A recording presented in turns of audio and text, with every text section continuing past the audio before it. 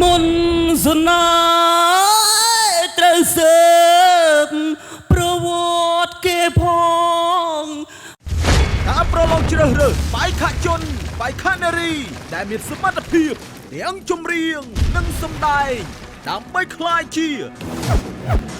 តារាចម្រៀងនិងសម្ដែងប្រចាំក្រុមហ៊ុនត្រីក្រហមរដូវកាលទី2បានមកដល់ហើយបាទជំរាបសួរបងអូនប្រុសតើបងអូនប្រុសអញ្ជើញមកពីខាងខេត្តណាហើយមានឈ្មោះអ្វីដែរបងអូនប្រុសខ្ញុំមកពីខេត្តកំពង់ឆ្នាំងមានឈ្មោះតបសឈឿនមក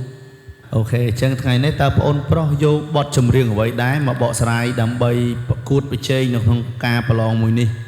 តោះបងប្រុសរាយម៉ងបងរាយម៉ងបាទអូខេអញ្ចឹងថ្ងៃនេះរាយម៉ងជាប់ត្រីច្រើននៅនេះបាទ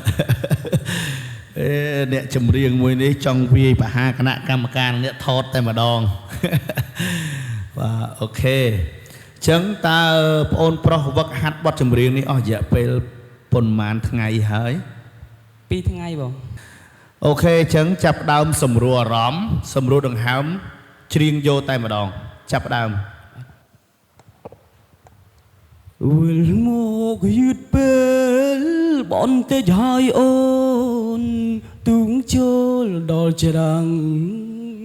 ដល់ពេលភ្លៀងរាំងទើបអោឆាត់អើយស្នេហ៍សល់តែដងហើមចុងក្រោយនេះឬអំណោយសែនមុខភ្នោបងស្នេហាមិនអាចទៅហុចមក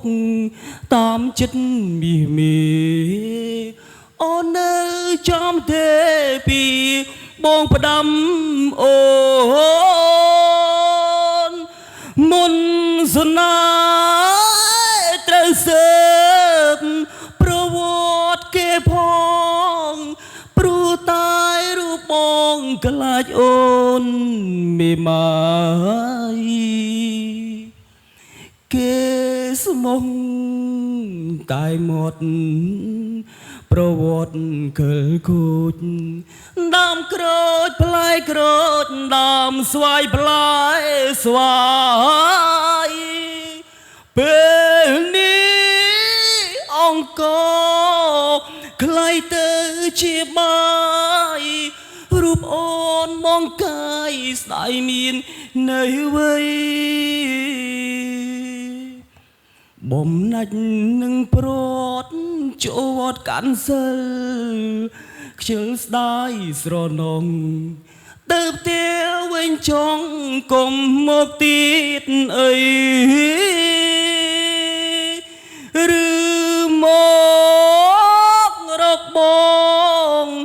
រាយម៉ងចាប់ត្រីបាទអញ្ចឹងលើកនេះអូនគឺគ្រាន់តែច្រៀងភ្លេចប្រូការច្រៀងមិនមានការខ្មាស់អៀនទេមិនថាភ្លេចប្រូមិនថាយើងស្អកមិនថាយើងមានបញ្ហាសុខភាពអីទេពេលនេះគឺយើងឡើងមកដល់លើឆាកបើយើងមិនប្រយុទ្ធគឺយើងចាញ់គេហើយមិនខុសពីតបទេតែយើងចូលច្បាំងគ្នាហើយយើងមិនកាប់គេគេកាប់យើងហើយបាទអញ្ចឹងពេលនេះទោះស្អកទោះគ្រុនទោះមិនក៏យើងត្រូវតែទៅមុខដែរព្រោះនេះគឺជាអ្នកសិល្បៈណាបងអូនបាទបងបាទអញ្ចឹង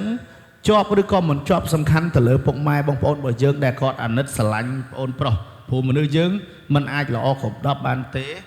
តែមនុស្សយើងអាចកែប្រែមកឲ្យល្អបានណាបាទបងបាទអញ្ចឹងសង្ឃឹមថាថ្ងៃក្រោយបងអូនប្រុសនឹង